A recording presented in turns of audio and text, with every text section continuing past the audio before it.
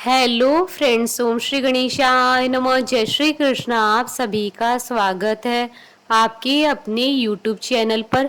Friends, आज हम आपको इस वीडियो में बताने जा रहे हैं साल 2021 की आषाढ़ मास की कृष्ण पक्ष की योगिनी एकादशी व्रत की पौराणिक व्रत कथा, पूजा विधि, शुभ मुहूर्त, महत्व, नियम और योगिनी एकादशी के दिन किए जाने वाले उपायों के बारे में। फ्रेंड्स, वीडियो शुरू करने से पहले आपसे रिक्वेस्ट है, अगर आप हमारे चैनल पर नए हैं और आपने अभी तक चैनल को सब्सक्राइब नहीं किया है तो प्लीज़ सब्सक्राइब कीजिएगा चैनल को। साथ ही प्रेस कीजिएगा बेल आइकन को, जिससे नए वीडियो से रिलेटेड नोटिफिकेशन आपको तुरंत प्राप्त हो सके। और वीडियो पसंद आने पर वीडियो को लाइक और शेयर जरूर कीजिएगा, ताकि सभी भक्तों को इस वीडियो का लाभ प्राप्त हो सके। और कमेंट बॉक्स में जय श्री कृष्णा जरूर लिखिएगा। आषाढ़ मास के कृष्ण पक्ष की एकादशी को योगिनी एकादशी कहा जाता है। एकादशी तिथि भगवान विष्णु जी को समर्पित होती है। मान्यता है कि इस दिन भगवान विष्णु जी की विधि विधान से पूजा करने से भगवान विष्णु जी का आशीर्वाद प्राप्त होता है। मान्यता है कि एकादशी व्रत के प्रभाव से व्रती सभी सुख सुविधाओं को भोग कर अंत में मोक्ष को जाता है। हिंदू पंचांग के अनुसार आषाढ़ मास के कृष्ण पक्ष की एकादशी 5 जुलाई 2021 सोमवार के दिन है। इस व्रत की महिमा से व्रती को सभी प्रकार के पापों से मुक्ति मिलती है।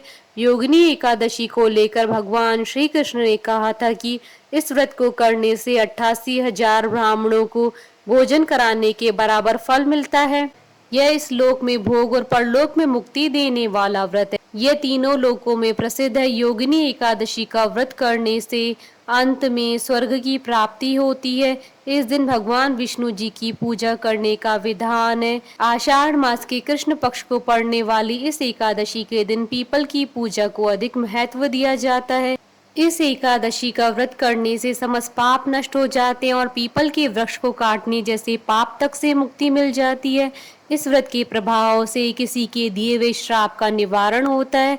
यह एकादशी देह की समस्त आदि व्याधियों को नष्ट कर सुंदर रूप, गुण और यश देने वाली होती है। योगिनी एकादशी का व्रत करने से जीवन में समृद्धि और आनंद की प्राप्ति होती है। यह व्रत तीनों लोकों में प्रसिद्ध है। फ्रेंड्स, अब आइए जानते हैं योगिनी एकादशी के शुभ मुहूर्त के बारे में। हिंदू पंचांग के अनुसार इस बार योगिनी एकादशी 5 जुलाई 2021 सोमवार के दिन है। एकादशी तिथि प्रारंभ होगी 4 जुलाई 2021 को शाम 7:55 पर और एकादशी तिथि का समापन होगा अगले दिन 5 जुलाई 2021 को रात्रि 10:30 पर। एकादशी व्रत की पारणा का शुभ मुहूर्त रहेगा 6 जुलाई 2021 को सुबह 5:38 से सुबह 8:24 तक। द्वादशी के दिन हरिवासर समाप्ति का समय रहेगा 6 जुलाई 2021 की रात्रि यानी 7 जुलाई की सुबह 1:02 पर।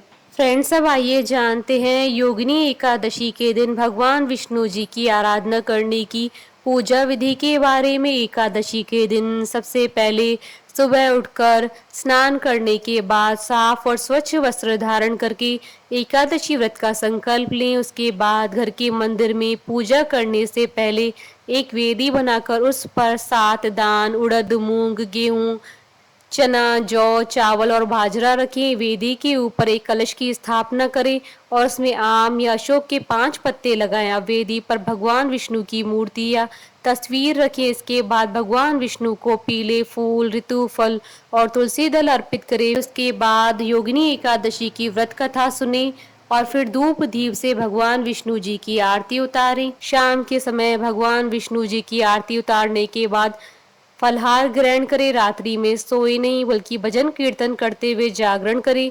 अगले दिन सुबह किसी ब्राह्मण को भोजन कराएं और यथाशक्ति दान दक्षिणा देकर विदा करें। इसके बाद खुद भी भोजन कर व्रत का पारण करें। फ्रेंड्स, अब आइए जानते हैं योगिनी एकादशी के दिन किए जाने वाले उपायों के बारे में। योगिनी एकादशी को ब्राह्मणों व गरीब जरूरतमंद लोगों को पीली खीर, हलवा आदि का भोजन कराएं। उन्हें पीले अनाज का दान करें, साथ ही दक्षिणा दें। ऐसा करने से भगवान विष्णु जी की आप पर असीम कृपा होगी और आपको हर क्षेत्र में कामयाबी मिलेगी। इस दिन विष्णु जी के पूजन के बाद तुलसी जी को गंगा जल चढ़ाएं।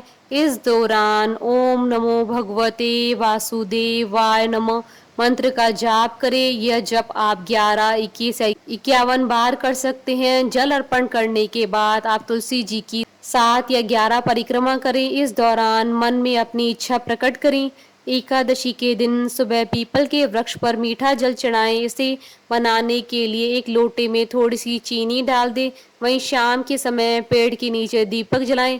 ऐसा करने से आपको कर्जों से मुक्ति मिलेगी, साथ ही आपकी शत्रुओं से रक्षा होगी।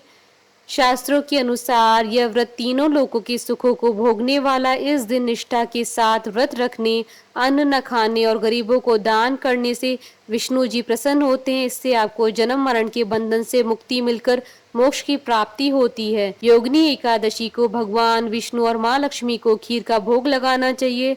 इससे भगवान प्रसन्न होते हैं। और खीर चढ़ाते समय 2 तुलसी दल अवश्य डालें, क्योंकि बिना तुलसी दल के भोग अधूरा होता है। ऐसा करने से आपके जीवन में खुशियों की मिठास भर जाएगी। फ्रेंड्स, अब आइए प्रारंभ करें योगिनी एकादशी की पौराणिक व्रत कथा। धर्मराज युधिष्ठिर कहने लगे कि हे भगवान, अब आप मुझे कृपा करके आषाढ़ कृष्ण एकादशी की कथा सुनाइए। इसका क्या नाम है, महात्म क्या है, यह भी बताइए। श्री कृष्ण कहने लगे कि हे राजन, आषाढ़ कृष्ण एकादशी का नाम योगिनी है। इसके व्रत से समस्त पाप नष्ट हो जाते हैं। यह इस लोक में भोग और परलोक में मुक्ति देने वाली है। यह तीनों लोकों में प्रसिद्ध है। मैं तुमसे पुराणों में वर्णन की हुई कथा कहता हूँ, ध्यान पूर्वक सुनो। स्वर्ग धाम की अलकापुरी नामक नगरी में कुबेर नाम का एक राजा राज करता था। वह शिव भक्त था और प्रतिदिन शिव जी की पूजा किया करता था। हेम माली नाम का एक माली पूजन के लिए उसके यहाँ फूल लाया करता था। हेम माली की विशालाक्षी नाम की सुंदर स्त्री थी। एक दिन वह मानसरोवर से पुष्प तो ले आया, लेकिन कामासक्त होने के कारण वह स्त्री से हास्य विनोद तथा रमण करने लगा।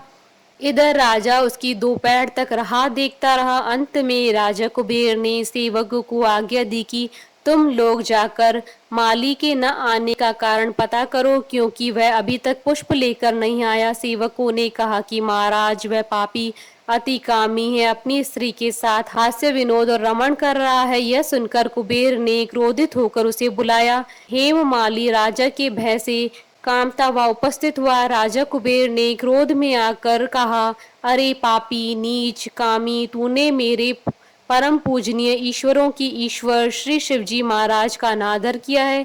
इसलिए मैं तुझे श्राप देता हूँ कि तू स्त्री का वियोग सहेगा और मृत्यु लोक में जाकर कोढ़ी होगा। कुबेर के शाप से हेमा माली का स्वर्ग से पतन हो गया। वह उसी क्षण पृथ्वी पर गिर गया। भूतल पर आते ही उसके शरीर में श्वेत कोढ़ हो गया। उसकी स्त्री भी उसी समय अंतर ध्यान हो गई। मृत्यु लोक में आकर माली ने महान दुख भोगे। भयानक जंगल में जाकर बिना अन्न और जल के भटकता रहा।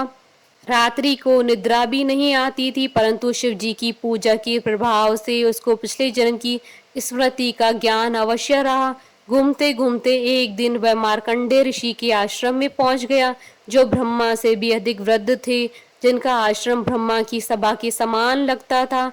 हेमा माली वहां जाकर उनके पैरों में गिर पड़ा। उसे देखकर मार्कंडे ऋषि बोले, तुमने ऐसा कौन सा पाप किया है जिसके प्रभाव से यह हालत हो गई है। हेम माली ने सारा वृतांत सुनाया। यह सुनकर ऋषि बोले, निश्चित ही तूने मेरे सम्मुख सत्य वचन कहे हैं, इसलिए तेरे उद्धार के लिए मैं एक व्रत बताता हूँ। यदि तू आषाढ़ मास के कृष्ण पक्ष की योगिनी नामक एकादशी का विधि पूर्वक व्रत करेगा तो तेरे सभी पाप नष्ट हो जाएंगे। यह सुनकर हेम माली ने अत्यंत प्रसन्न होकर मुनि को साष्टांग प्रणाम किया।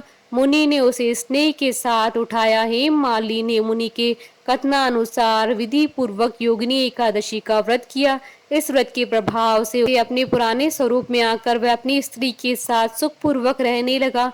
भगवान कृष्ण ने कहा, हे राजन, ये योगिनी एकादशी का व्रत 88,000 ब्राह्मणों को भोजन कराने के बराबर फल देता है। इसके व्रत से समस्त पाप नष्ट हो जाते हैं और अंत में स्वर्ग प्राप्त होता है। बोलिए भगवान विष्णु जी की जय, सनातन धर्म की जय। हमारे साथ इस वीडियो में अंत तक बने रहने के लिए आपका धन्यवाद। ओम श्री गणेशाय नमः। जय श्री कृष्ण।